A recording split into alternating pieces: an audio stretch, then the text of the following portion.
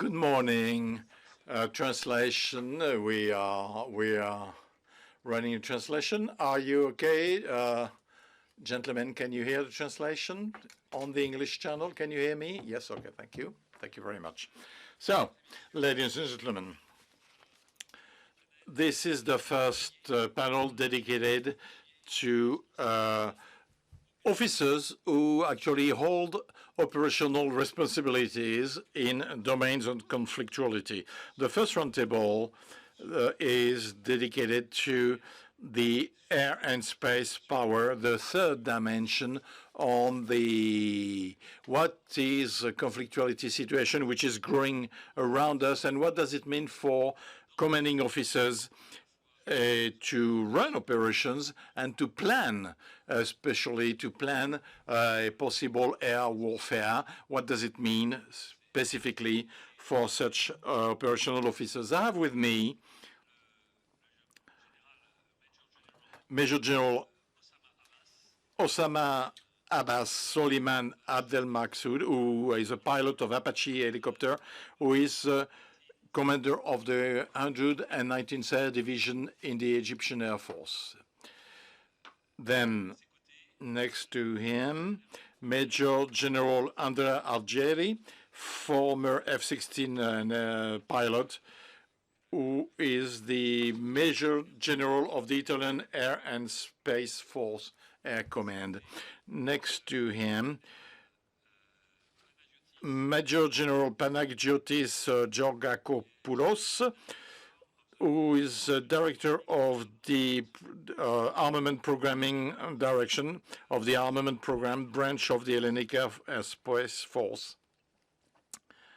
And last but not least, to my right, Major General Philippe Morales, who is the Major of the French Air and Space Force. One Egyptian, one Italian, one Greek, one French, and a broad panel of operational situations, strategic situations, and situations in terms of air security and combat. And those are different perspectives, which is most interesting.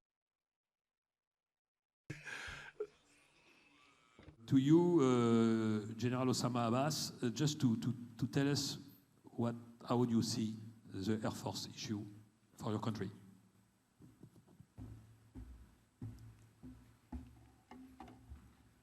Good morning. First of all, I'd like to thank all of you and thank City of Toulon and all organizers of having me here and have the opportunity to have sit here with these distinguished men and discuss our Mediterranean. So I'll start first with little words about the challenges we meet or we have in Mediterranean area as we see in Egyptian Air Force, and our effort in Egypt to encounter these challenges. Throughout history, the Mediterranean Sea has played a vital role in Egypt's history and the economy. Egypt, with its extensive coastline along the Mediterranean Sea, faces a unique set of challenges in the Mediterranean region. These challenges encompass environmental, political, economic, and security issues that require strategic planning and international cooperation. These challenges can be described as follow: climate change, environmental pollution, illegal migration, arms and drug trafficking, and the struggle for natural resources. How the Egyptian Air Force is utilized to secure the Mediterranean Sea. First, combating smuggling and unauthorized immigration. The Egyptian Air Force plays a vital role in monitoring the country's maritime and land borders, particularly in combating smuggling and unauthorized immigration. These efforts are essential for national security, safeguarding borders, and countering organized crime. The Egyptian Air Force utilized aircraft and advanced technology for monitoring both maritime and land borders. This includes aerial reconnaissance and continuous aerial surveillance to track unauthorized activities, such as smuggling across the borders. Upon detecting suspicious activity or potential smuggling, the Egyptian Air Force plays a critical role in precise targeting and quick response. Rapid interventions are carried out to prevent smuggling and unauthorized immigration attempts. The Air Force collaborates closely with ground and maritime forces to achieve effective coordination and cooperation in anti-smuggling and anti-immigration efforts. This collaboration enhances the ability to achieve better results. The Egyptian military invests in advanced technology to enhance surveillance capability and detect smuggling and unauthorized immigration activities. This includes the use of radar systems and remote sensing technology. Search and rescue operations in Mediterranean. Air Force plays a crucial role in search and rescue operations in the Mediterranean Sea, historic and strategical significant region. The role is vital for saving lives and protecting both people and assets at sea. By monitoring and rapid response, by guiding boats and rescue teams, by utilizing advanced technology and collaboration with maritime rescue organizations, and enhancing training and preparedness. Safeguarding the country's economic interest in the Mediterranean Sea, protecting energy resources. Egypt has significant energy resources, including oil and natural gas reserves in the Mediterranean. These resources are critical for the country's energy security and economic stability. The Egyptian Air Force conducts regular patrols and surveillance missions to deter potential threats to offshore energy infrastructure, ensuring uninterrupted production and export. Also securing maritime trade routes. The Mediterranean Sea is a major route for international maritime trade, and Egypt's Suez Canal is a vital passage connecting Europe and Asia. The EAF, or Egyptian Air Force, aerial surveillance are present along the coast help secure these maritime trade routes, preventing piracy and safeguarding the free flow of goods. Responding to environmental threats, the Mediterranean faces environmental challenges such as oil spills and pollution. The EAF rapid response capabilities are crucial in containing and mitigating the impact of such incidents, protecting marine ecosystems and preserving coastal areas. Counter-terrorism and border security. Egypt was facing security threats in its Sinai Peninsula and along the Mediterranean coastline. The EAF conducts surveillance and counter-terrorism operations to maintain stability in this area, which is vital for economic activities and investment in the region. The Egyptian Air Force is a crucial component of Egypt's effort to protect its economic interest in the Mediterranean by securing energy resources, trade routes, fisheries, and responding to environmental threats. The Egyptian Air Force plays a multifaceted role in ensuring the stability and the prosperity of the country's Mediterranean region. Its continued vigilance and capabilities will remain essential as Egypt seeks to harness the economic potential of this strategically important sea. And that's all. Thank you very much. General Argeri, do you want to take?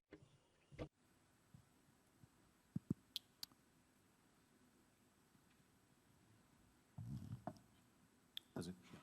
Okay. Well, good morning, ladies and gentlemen. Good morning.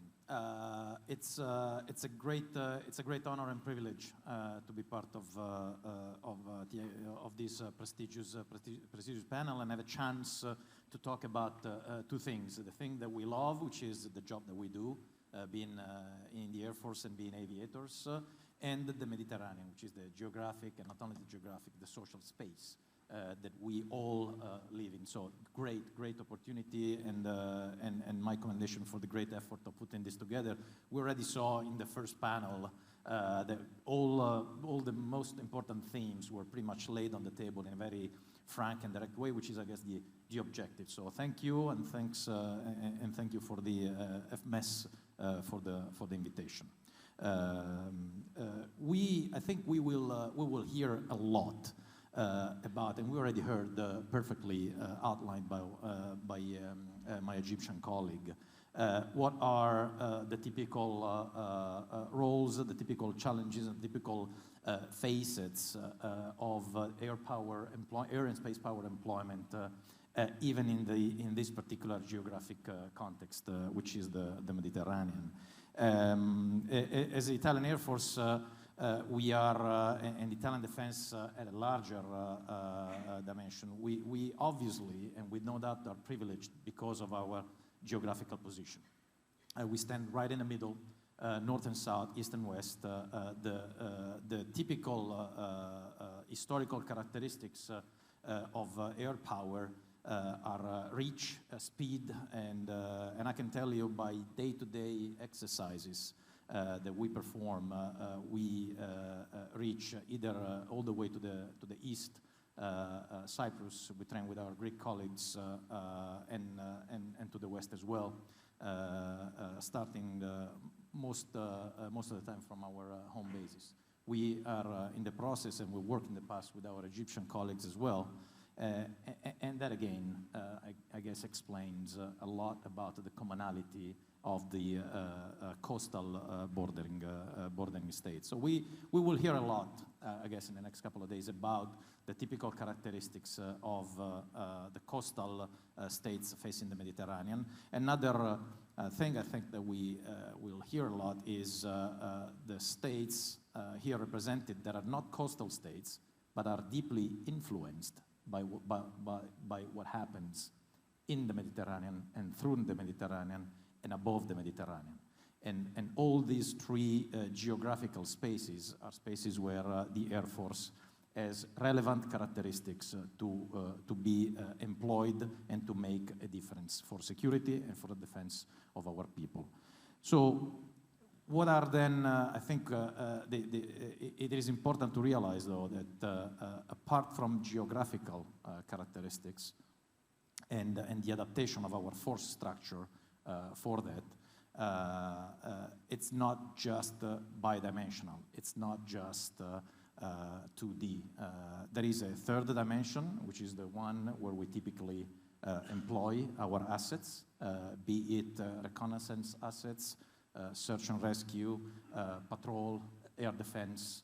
But there is also a social and contemporary. I think we already touched the fact about the conflicts that are ongoing in and around the Mediterranean. So it's a geographical space, but it's also a social and contemporary.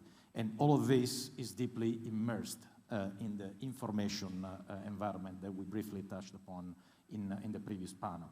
Again, when we talk about information, we have to realize that the old tenet about air power and air domain, or the domain of the air and the control of the air, now have to be coupled with the reality. And the reality is data and information. So the adaptation that was already ongoing and we are working on actively to remain at the leading edge in technology is to enable our people, our airmen, to work within a very congested information space. It's not just the technology, I think, it's also the mindset, which is a good opportunity for me to thank you for also having a lot of young people in the audience, because they are the future. We're looking at them, we're talking to them, they are our future. Even for us, as an Italian Air Force, we are celebrating this year 100 years of history, and it gives us a great chance to rediscover our history, but at the same time looking at the next 100 years, and the next 100 years are theirs, are the young people. I think I will stop here because we may get the chance to talk about some more technical and operational aspects in the follow-up questions. Thank you. Thank you, General.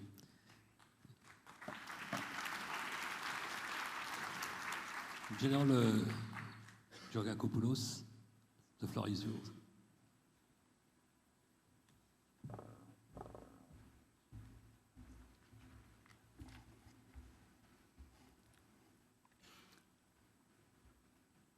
Ladies and gentlemen, distinguished colleagues, bonjour, good morning.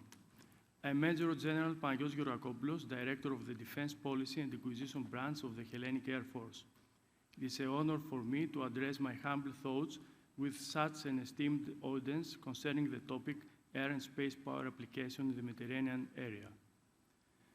Over the past 3 decades, airspace power has come to play an increasingly important role in national security, international relations, and warfare. Air and space power, the ability of a nation to assert its will by projecting military power in, through, and from the air and space domain, has demonstrated its dramatic impact in shaping both war and crisis outcomes. Military commanders who have witnessed recent warfare firsthand realize that successful operations are virtually impossible without the extensive employment of air and space power. Diplomats who have been engaged in the resolution of violent conflicts recognize that the threat and actual use of air power offer considerable advantages in negotiations. Air and space power provide the critical control of the air and the assured access to space-based capabilities that is needed to maintain our security, stability, and prosperity.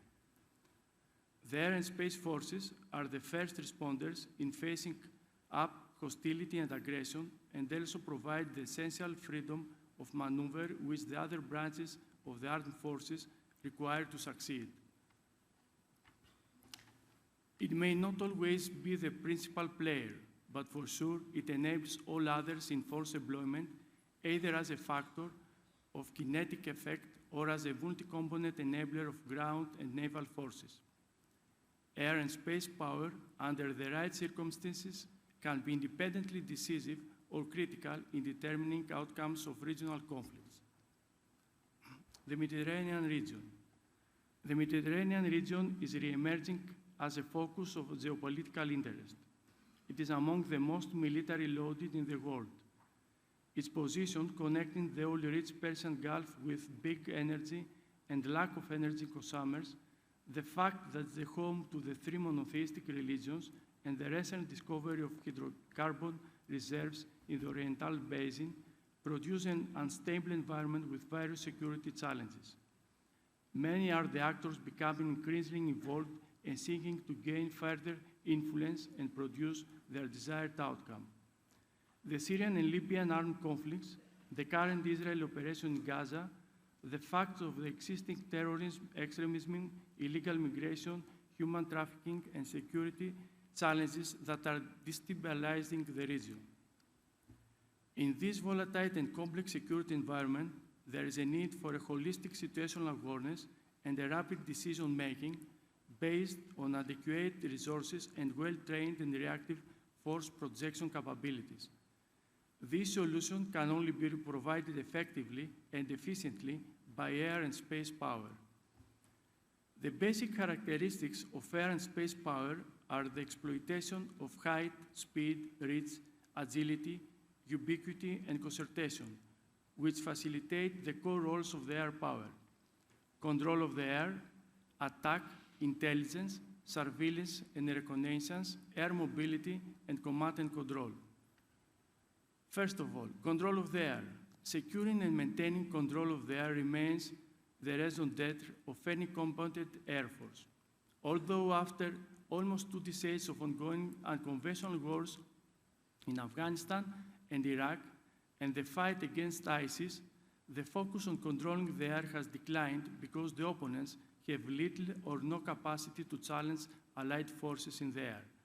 This mission is still imperative.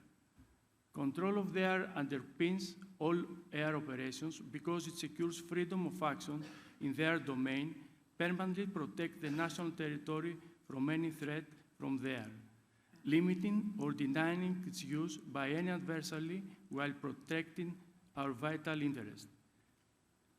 The ability to quickly achieve air superiority on the Mediterranean area offers a valuable asymmetric sanctuary to be exploited for various purposes and provides new levels of protection from ground and naval forces, lines of supply, and logistic sites. ISR. Aerial reconnaissance was the first role of military aviation. What is now labeled ASR remains crucial both to military commanders and also to policymakers and diplomats. Space assets and unmanned aircraft have supplemented classical manned ISR aircraft and non-traditional ISR aircraft over the last decades. Collectively, air and space ISR have become so effective that no adversary can operate in keeping height. Similarly, for aircraft developments, air forces are replacing the vulnerable unmanned ISR aircraft designed for asymmetric warfare with more robust stealth aircraft that perform effectively in both permissive and hostile environments.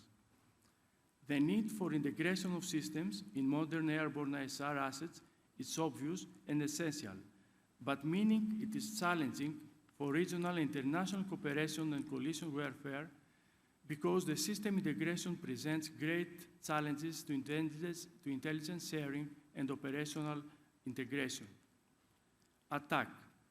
Offensive air operations today is very different in contrast to the massive destruction by air attacks in the total wars of the 20th century. This is the result both of the fact that air power in massive form is very expensive, but also the capabilities of new technologies such as stealth, improved sensors, UAVs, data links, precision weapon combined with the new C2 processes and targeting philosophies. Rapid diffusion of accurate target information enhances the precision of airstrikes and reduces the response times, enabling effective engagement of small and mobile targets. In addition, they provide new options for coercive diplomacy and even enable targeting of individual terrorist leaders. Importantly, these developments have resulted in a significant reduction of risk for friendly ground troops as well as for civilians. As a result, air power can increase its political and military utility in a wider variety of operations. Air mobility. The speed and range of air power offers the ability to create rapid strategic influence in support of national objectives or in support of allies, such as the ability to deploy, sustain, and recover personnel and equipment quickly, often over significant distance, or delivering humanitarian due to a natural disaster. The right quality of cargo aircraft in adequate quantity provides optimal air mobility capabilities that shape a range of access in the regional level. Command and control. Command and control envelopes all four air power roles and supported by a robust command, control, communication, computers, and information system is essential for the effective delivery of air power. Centralized control and decentralized execution is Hellenic Air Force preferred method for command and control, a method that's favorable between most of the air forces, as it enables tactical flexibility, responsiveness, surveyability, sustainability, interoperability, while ensuring unity of effort at the operational level. Following the post-Cold War era, the regions of the Southeastern Europe and the Middle East have faced multiple crises and have been the theater of competitions and conflicts. Air and space power can apply forces that instantly and constantly present, invisible from any threat, operationally capable of enforcing the necessary security environment in the field of commercial and energy domains within the Mediterranean area. The presence of multiple state and non-state actors in the Mediterranean region, the global interconnection leading to the evolution of emerging threats required the building of strong partnerships between the states involved. Envisioning such cooperation involves fostering collaborative efforts to enhance collective security and address shared concerns. Information sharing, standardization of equipment, procedures and terminology, technology sharing, research and development cooperation, joint training and exercise, alliance and coalition building, and regional security arrangements are some of the means to create synergistic effects and address effectively the evolving security challenges and enhance stability in the Mediterranean. For the regional cooperation to be effective, it requires trust, mutual respect, and commitment to upholding the rule of law, international norms, and respect for the sovereignty of countries within the region through sustained diplomatic efforts. Furthermore, cooperation in the air and space domain often goes hand in hand with broader efforts to maintain international peace and security, making it an integral part of global security architecture. Ideas do matter. Fifth-generation airborne platforms based on stealth technology, advanced sensors, data fusion and networking, advanced electronic warfare capabilities, collaborative combat aircraft, etc., must be matched by fifth-generation organizational adaptation and fifth-generation strategic thinking. Equally important is the critical and radical foundation for our operations, especially when dealing with the implication of the fourth industrial revolution, the robotization, in the form of remotely pilot vehicles and autonomous systems. The future of the air and space power lies in mastering the conceptual and moral high ground in addition to its underlying algorithms. The future of air and space power also depends on finding and keeping the right people. To recruit and retain the best and the brightest must be a continuous cycle. Conclusion. The Hellenic Air Force, like other military organizations, continues to adapt to regional and global security challenges, to maintain deterrence against potential advances and keep stability in the region. The right level of technology and the combination of means in adequate numbers provide our policymakers with the needed operational capabilities and a range of effects at the political, strategic, and tactical level. Air and space power offers to our countries, policymakers, an agile, timely, and focused capability that can be highly effective in resolving or averting a developing crisis in the Mediterranean region. It can also potentially negate the requirement to deploy a larger force over a broader timescale by land or sea. By minimizing or removing the requirement of land forces, air and space power can make it easier to commit militarity in politically challenging circumstances. Its speed, mobility, and precision are combined to make it an attractive element of the military instrument of national power. In conclusion, air and space power in the Mediterranean region is essential for maintaining regional security, stability, peace, and prosperity. Thank you. Merci beaucoup. Thank you, General. Mon général. First of all, thank you for this invite, for these dialogues. To beat friends from allied air forces, and we are used training together all year long. So thank you. Sans surprise, je vais reprendre ce qui a déjà été.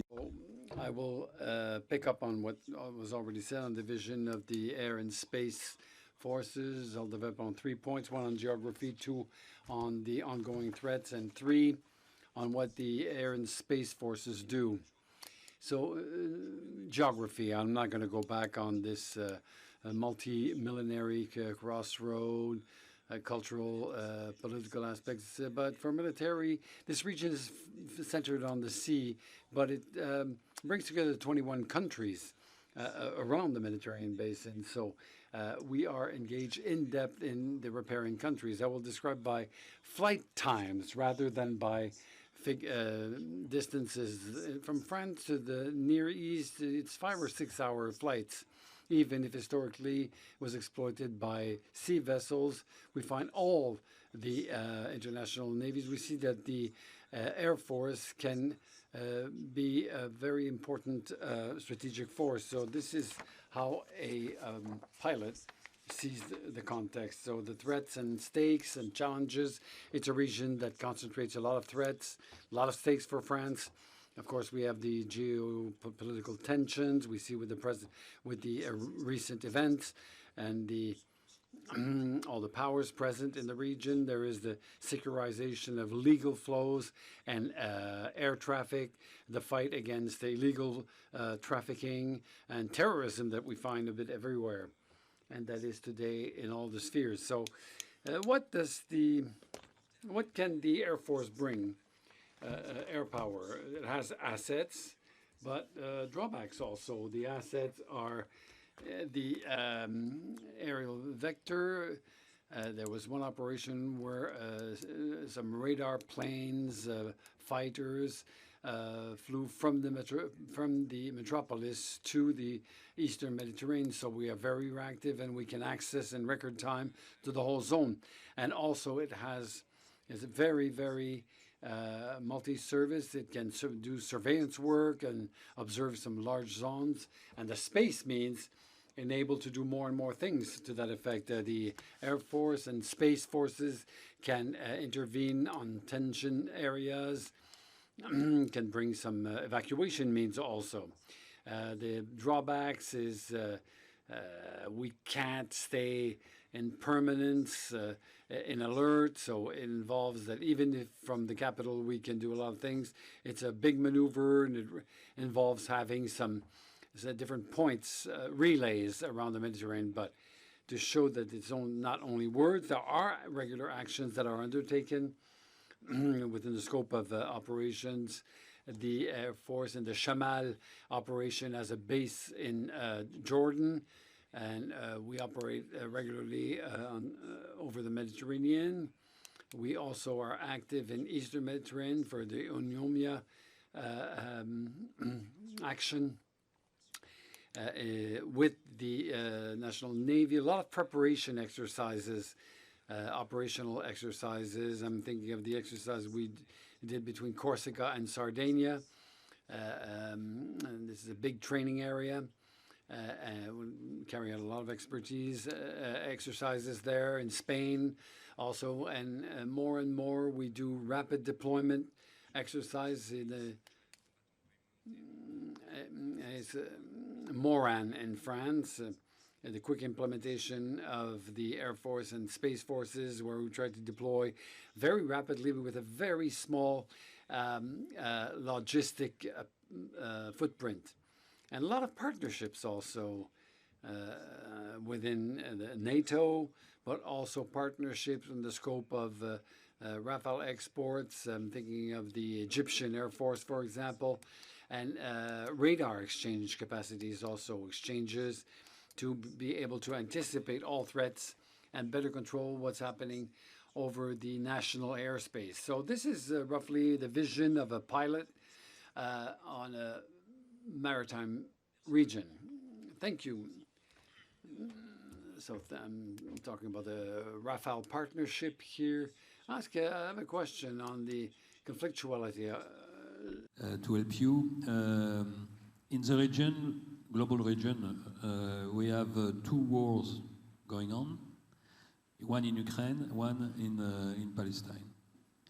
They are completely different in terms of air combat and air warfare, in my view. I'm not a pilot, but on the Israel-Hamas war, it's I would say a classical asymmetric war without any air opposition, air defense, but a real question about the collateral damage, which are one of the key points when you are using the Air Force, and a connection with the information war, and you know that it's key, very important for this war.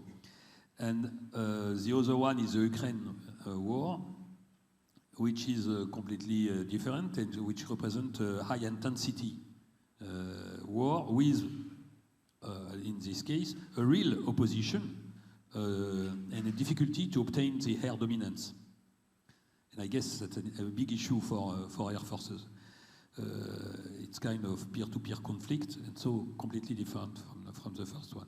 What is your analysis of these two operational situations, military speaking, I guess, underline, and what are the consequences when you are designing the Air Force for the future?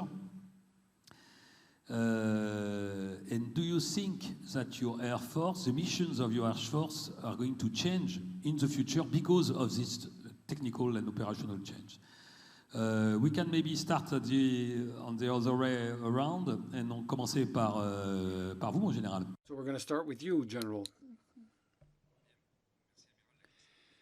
Thank you, Admiral. The question is not easy. In fact, these two conflicts are quite complementary. I'd like to go over on a symmetric conflict. In the end, it's not less dangerous or easier to win. It's a confrontation between a regular army and armed fighters, but we avoid direct fighting and use different tactics. So there's an art in this kind of warfare. France was faced with this kind of operation, notably in Afghanistan and more recently in Sahel. And it represents essentially all our operations since the end of the last World War II. So what's interesting in this asymmetric conflict is the airspace is not contested. You can unroll your missions without any hindrances, which enables to have more precision, less time pressure. And so you have the capacity to develop intelligence, a very precise intelligence. And it's extremely important because it should enable to detect an enemy that is quite invisible.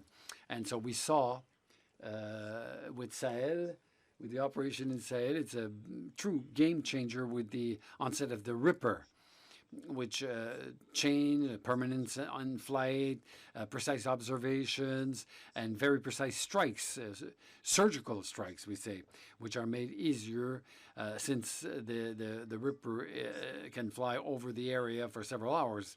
And so I'd like to stop the comparison here with the Gaza Strip, because in Sahel there's absolutely not the same population density than the Gaza Strip. So the challenges are totally different.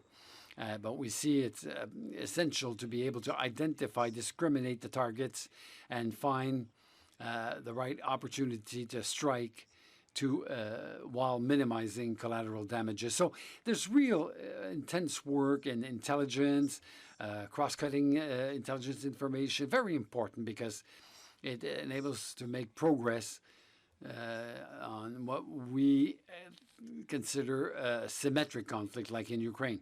So a high-intensity conflict, we see Ukraine and Russia that are faced with a position war. So there's no aerial superiority there. None of the fighters have been able to do this because there's a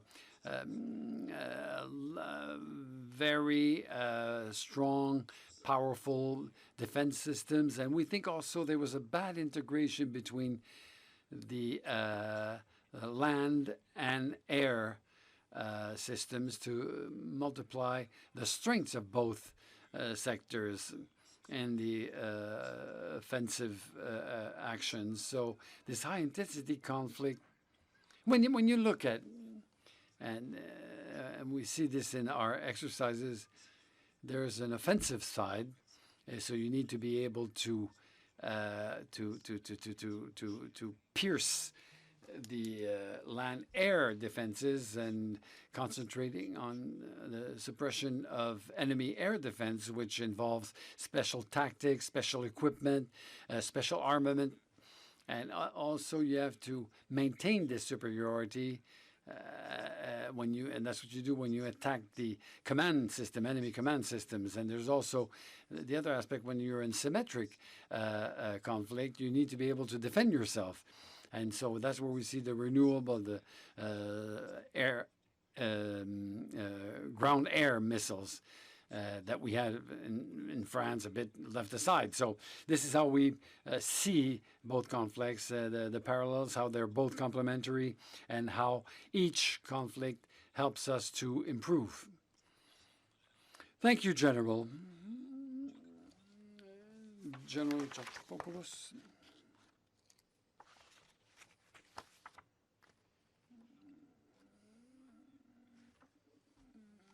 Everything my colleague. It's okay. Okay. I want just to add a little more things because my colleague, I thought that has a holistic said about this question. Well, in my Air Force, we do not train about a low conflict like Gaza. And Gaza is a special occasion because there is an urban place. And that needs a lot of and accurate information for collateral damage. It's again very sensitive in the psychological war and the information war. So we think that our environment is far away from a conflict like that. For Ukrainian war, it's a conventional war, but because nobody has by now air superiority, we see that almost after 2 years there is a little progression from both sides. And this is for many different reasons. The very good defense of surface-air missiles and integrated systems of the Russians, and not the fleet of aircrafts of the Ukrainian. My country, because of having these two different wars and just having all this lesson learned by now, we think that we are in the good path because our assets, modernized F-16s, Rafales, sophisticated systems, missiles, a lot of surface-air missiles. I think that we are well prepared for a conventional war and easy to gain in our region the air superiority that we want to do. But the Gaza situation is a totally different thing. Even our doctrines are not very sophisticated and focused in that part of warfare. So we are looking more in deeply, of course, with NATO and European colleagues to this kind of wars. Thank you. Thank you very much. General Algeri. Yes, I will, since we already commented a lot, and I think we already outlined many of the common facts and the complementarity from an airman's perspective of the two conflicts. It's very sensitive, and I think it's very early also to analyze because we don't really know all that we need to know, and we'll probably learn a lot more what happens, especially in Gaza in the future months and years. I will start with three things that apparently are not connected with this by telling what we do as the Italian Air Force while this is all happening, and what we did. On February 22nd last year, we were flying air defense mission for NATO in Romania. All of a sudden, from what used to be a commitment that the Italian Air Force did, we're one of the largest contributors to NATO as a whole and to the air policing mission, being the only state that does air policing for NATO throughout the year. All of a sudden, our crews were faced with a totally different environment. A few nautical miles from them, a real conflict happened.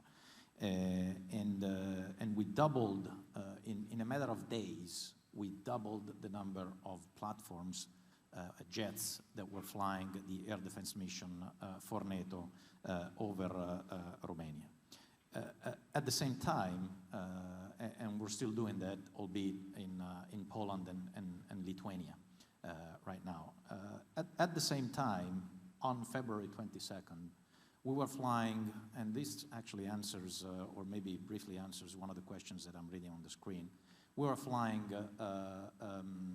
patrols, maritime surveillance for all over the southern part of the Mediterranean for the migration monitoring and overall security monitoring with our predators, and we do that day in, day out.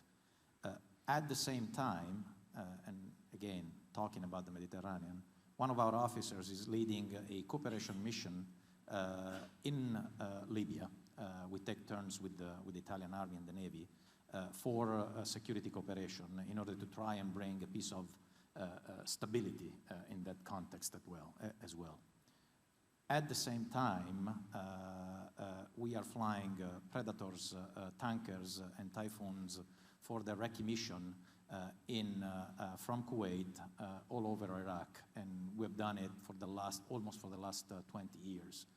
Before was right after the Iraqi conflict, and in the last 8 years for the anti-Daesh or Operation Inherent Resolve, so the fight against ISIS, which we tend to forget, but ISIS was pretty much ruling a huge piece of land between Iraq and Syria just a few years ago. And all this happens while we have major conflicts that you outlined. What is the so what in this regarding the questions, regarding the Ukraine and regarding Gaza? Well, first of all, we talked about air superiority. I'll come back to that. What enabled us and the Air Force here represented to, in a matter of days, I like the pilot talking about flight hours, but also in a matter of days, to bring together hundreds of fighter planes from the Baltic to the Black Sea, all along the eastern border, is standards. We have been exercising standards, and I think this answers another of the questions. We have been exercising together within NATO for the last almost 75 years.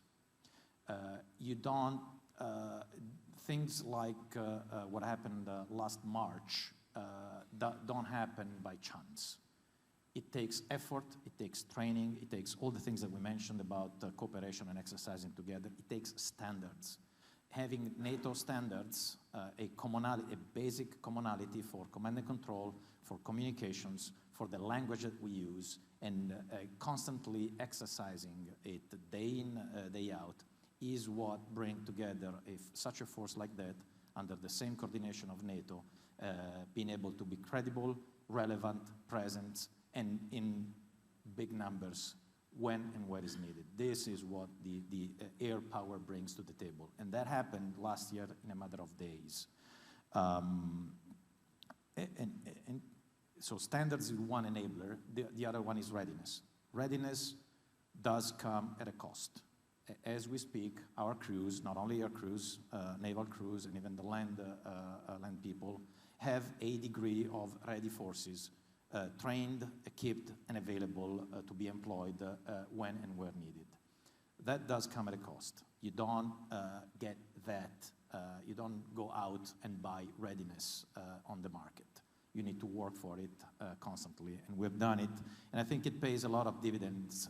It's something that you don't see. It's like air.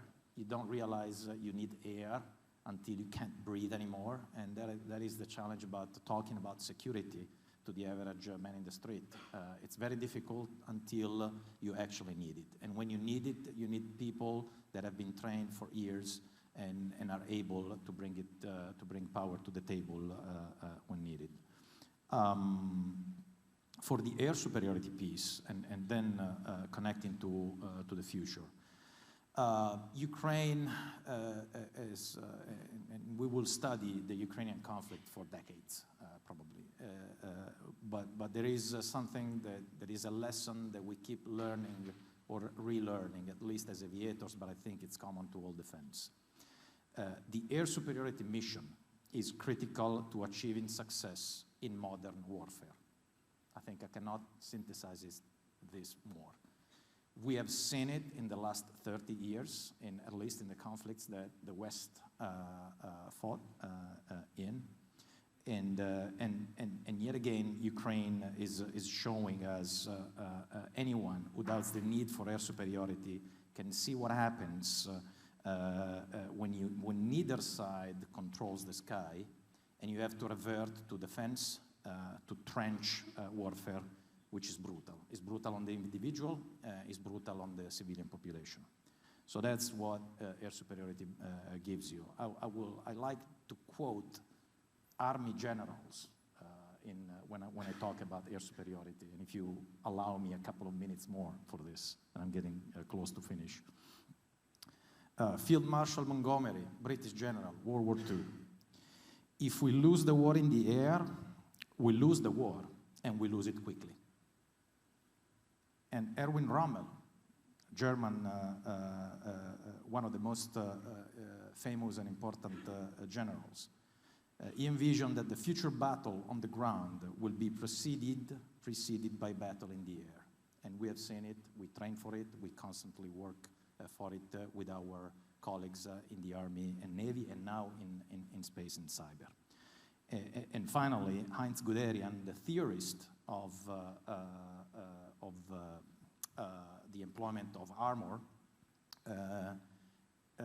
is the first one that in the 30s came up with the idea of success in the air exploited for ground warfare and maneuver, which in turn will allow more air to be deployed in protection of the troops.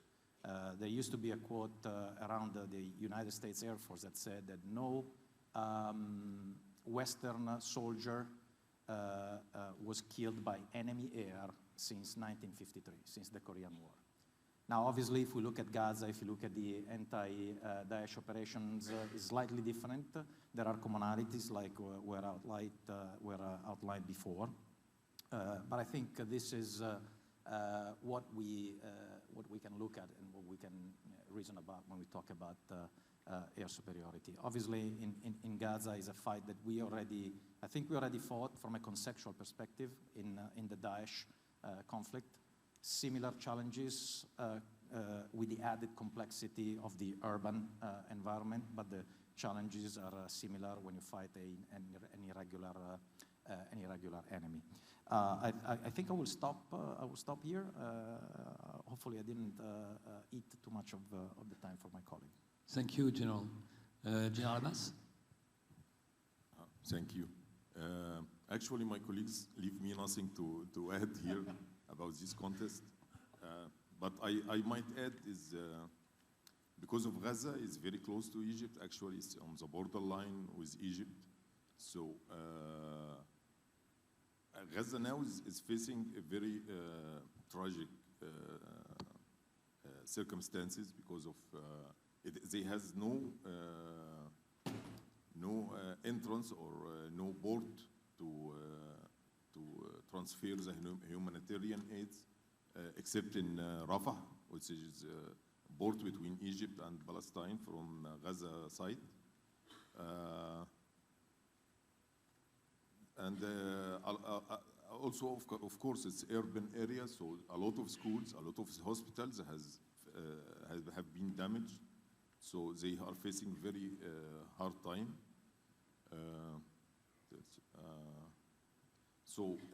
Both Gaza, Hamas war now and Ukrainian war, they are both aggressions. They are both have to stop. Aggression never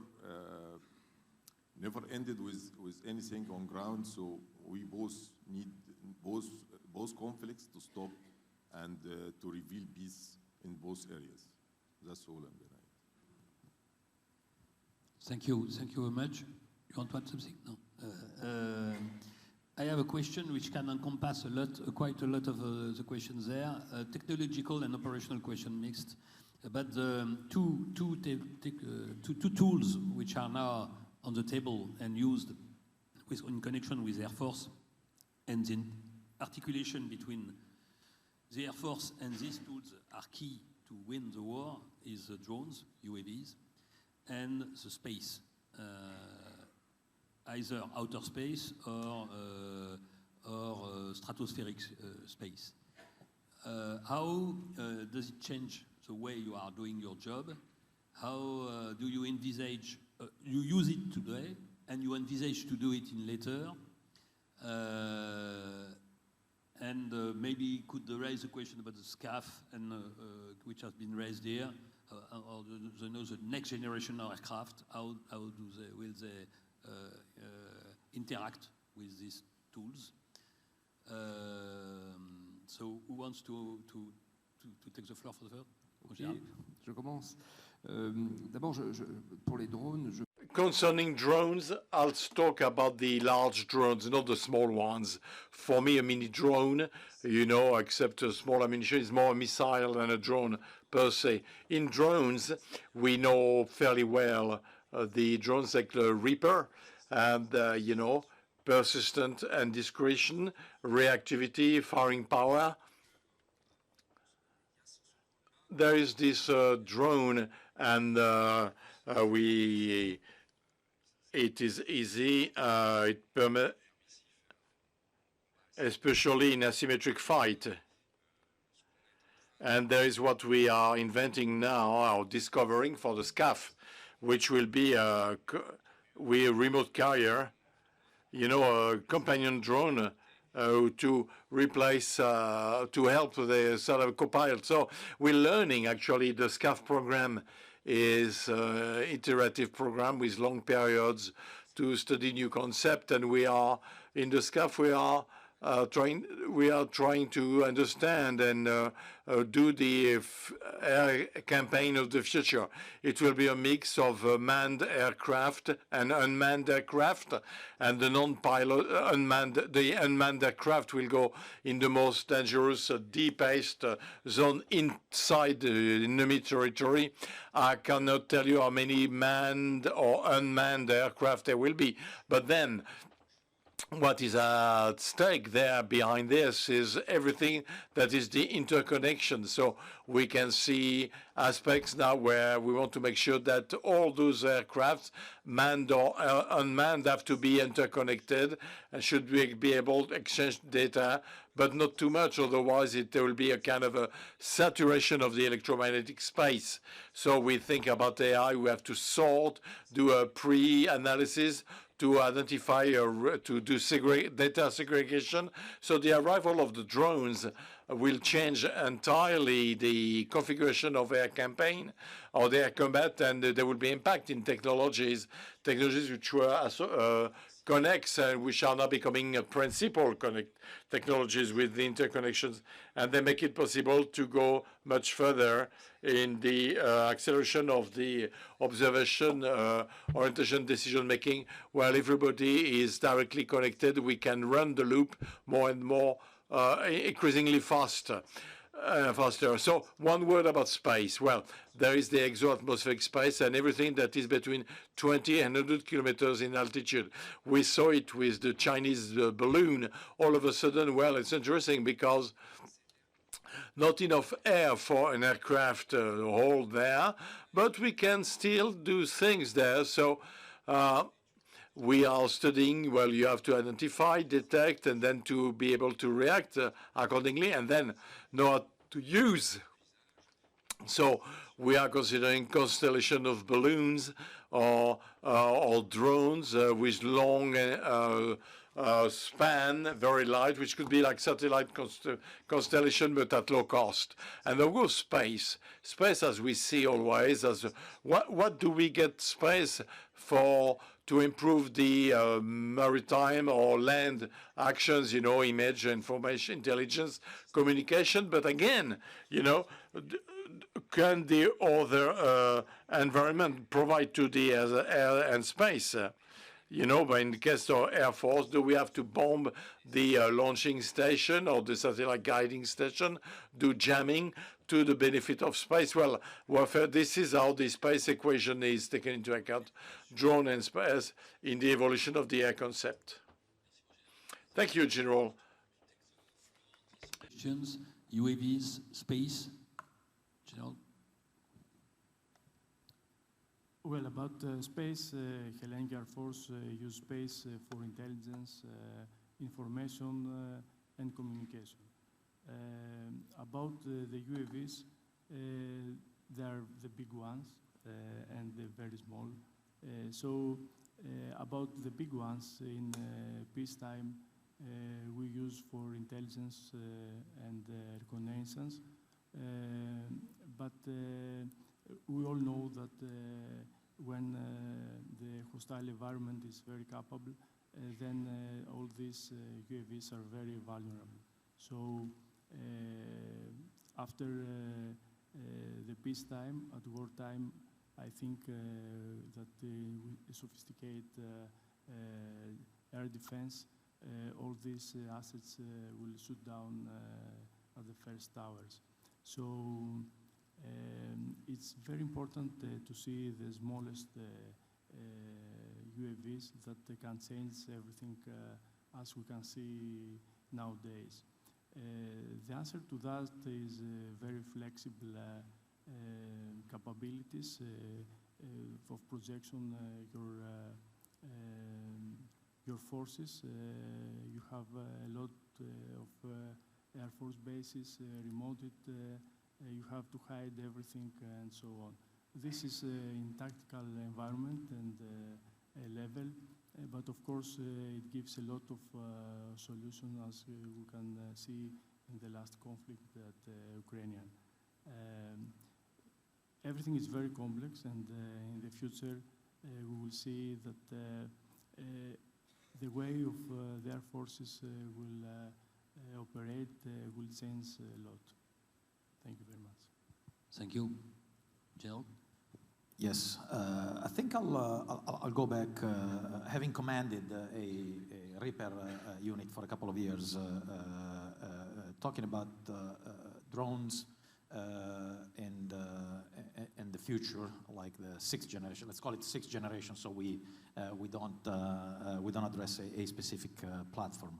Well, it's obviously, but I'll try to attack it from a different angle, because we've been talking a lot about the technology, we've been talking a lot about hardware, and obviously it's crucial to constantly push for state-of-the-art. It links back to being able to gain and maintain air dominance, and also it links back to what we said at the beginning, the information dominance. So it is obvious that the drones, with their persistence, are actually filling a gap that has been historical in the application of air power, which is persistence. Normally, we can go very fast and reach within flight hours every angle of the Mediterranean, and within days, every angle of the globe, but persistence has always been our limitation. So to the wider audience, what do drones bring to the table? They bring persistence. Persistence coupled with technology gives us a tool to enhance our capability of dominate the information space, which is crucial in nowadays warfare, be it the high-end or the irregular. It doesn't matter. It's across the table. But let me focus, just to say something different, let us focus on the human dimension as well. The training that we need, the airmen of the future, looking again at the young people, because we are already employing, as a credible and modern Air Force like we are, we're employing the fifth generation. We've been employing it for 6 or 7 years. So we were the first in NATO to actually sit combat air patrols with fifth gen F-35s. How do you work? I think our Greek colleague mentioned that you have to enable your whole force to elevate it to think in fifth generation, or nowadays start to think in sixth generation terms. It's not just the platform. It goes back to the human being and how you train, starting from the academies and starting from the schools, and then the exercises. For example, live, virtual, and constructive. How do we create the environment, and we're actively working on it, and in certain aspect we are doing, as we speak, training that couples a synthetic environment with synthetic entities, with real platforms and simulators, all immersed in the same scenario. That is a direction that we are trying to follow in order to prepare our people to better act and work in this very, very complex and contested environment. A couple of words about space. Space is the natural expansion of the classical air domain. It is seamless. Regardless of the physical or the theoretical borders, we as an Air Force, when we look at the space, we see something that we have to monitor. The Chinese balloon was mentioned. The activities are scaling up, both in altitude, going into the stratosphere, and in space. So it's a space that we need to defend. It is obvious that even NATO and all our air forces started to create concepts, doctrine, commands like Space Command. So it's a space that we need to defend, and we don't do it alone. Only a few people can do it alone. So it brings me back to the cooperation piece. For example, in space, the cooperation, we have a very active cooperation with France and with other partners around the globe, especially for monitoring, so space situational awareness, which is crucial to understand what goes through and may or may not impact our citizens on the ground or our assets in the air. So cooperation and being there to be able to defend our assets and our people. Thank you, Jean. Jean Labas, do you want to? Thank you, sir. As you know, we have a terrorism in Sinai Peninsula for maybe starting in 2013, and unmanned air vehicle plays a very, very important role in that in defeating terrorism. They can patrol all the areas all night long at low cost, just monitoring and guiding another aircraft to the position of wherever the terrorists are. Also, we have, as my French general said before, MUMT, or the phrase stands for manned-unmanned teaming between the manned aircrafts and unmanned air vehicle. We paid attention to that, and we are taking steps forward to implement that in that direction.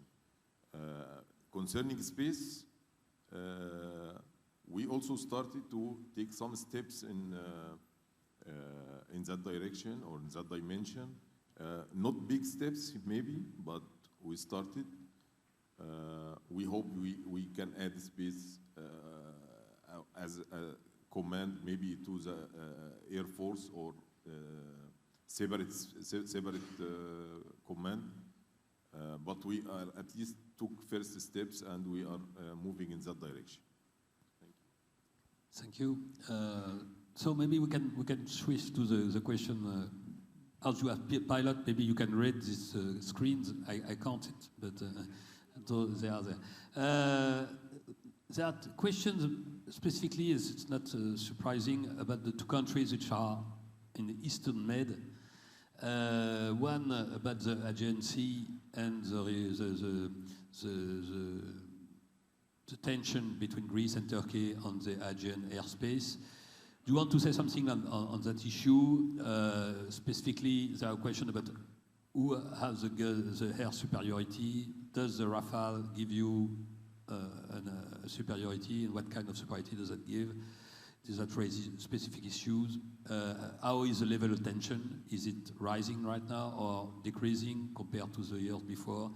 Or something else on this specific issue which is key for your country?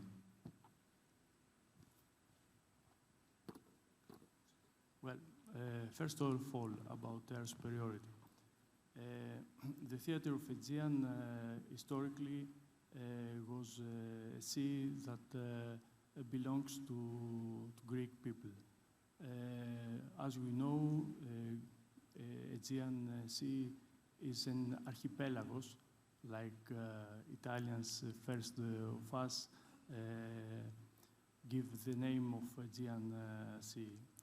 It has numerous of islands, small, bigger, and some bigs like Crete, for example.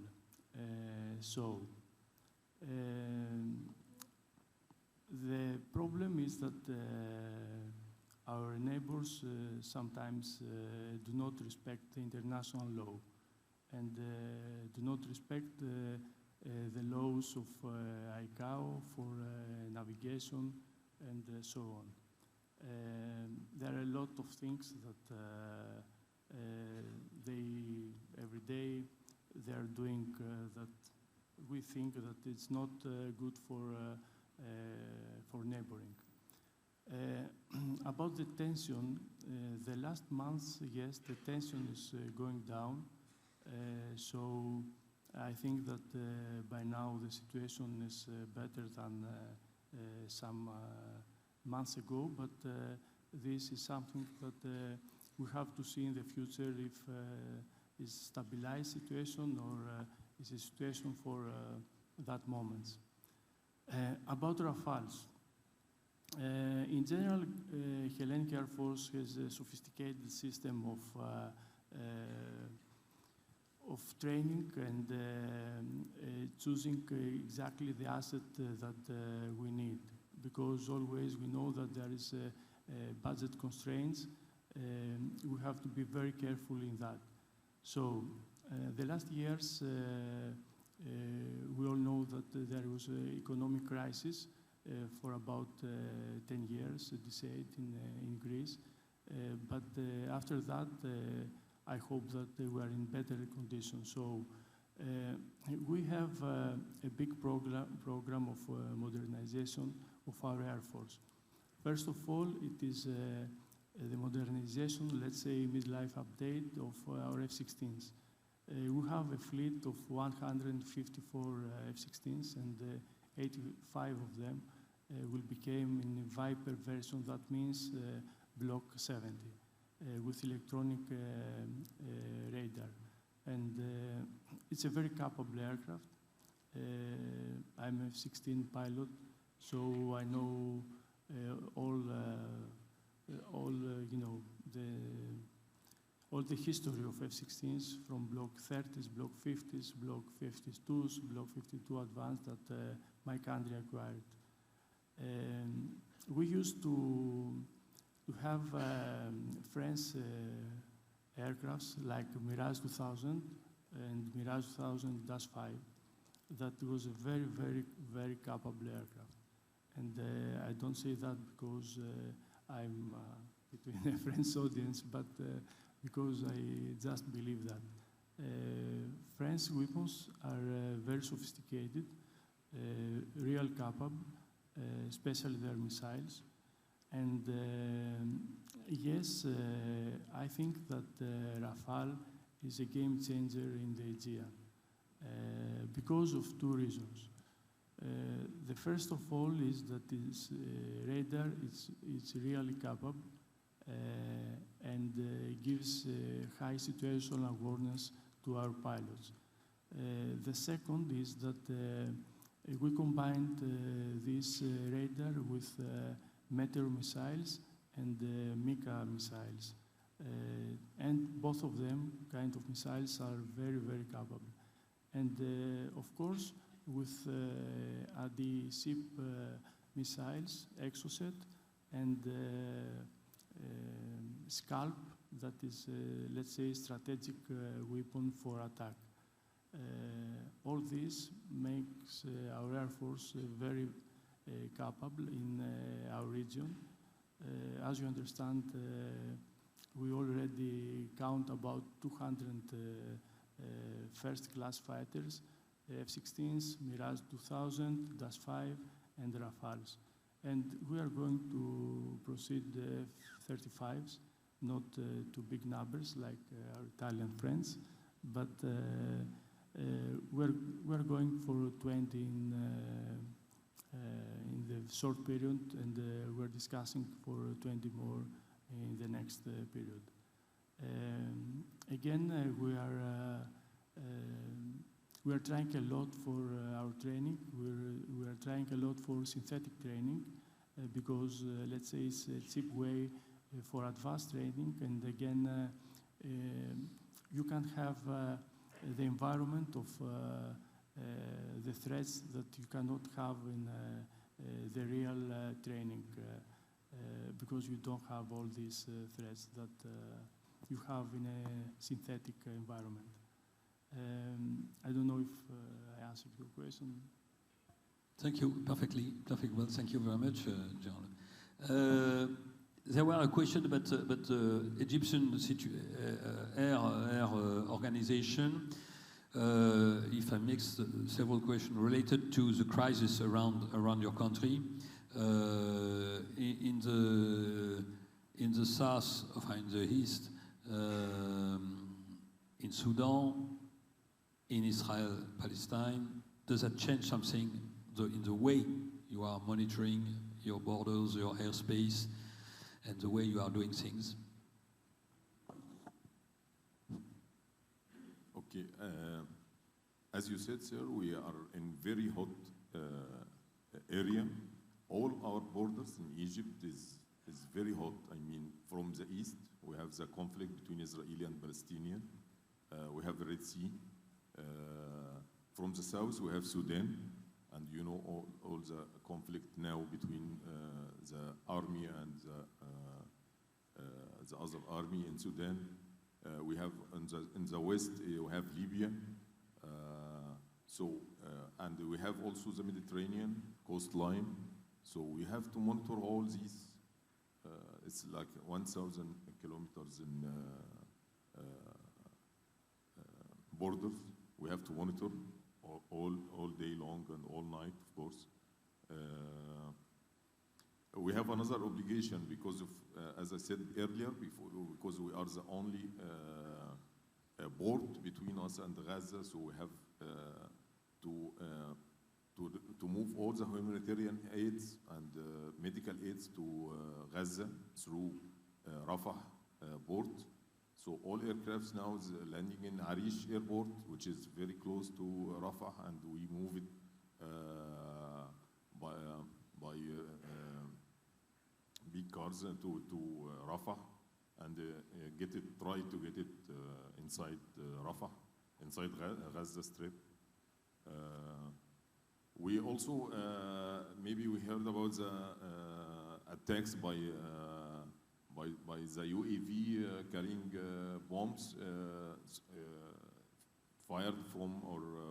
launched from Yemen by Houthis and got launched and downed in Egyptian soil in Taba area.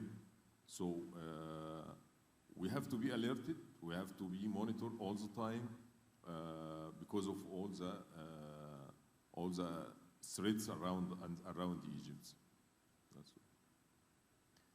Thank you. I guess the time is now over. Thank you very much, all of you, for this overlook. And we have seen that the airspace control and the air forces behind it are key to monitor and to stabilize this very troubled area. And I guess we have now a very good, better look about what can happen in the future with the new technologies, the new tools, the new assets, and all this integration of all assets to fulfill your missions. Thank you very much, and merci à tous pour votre participation.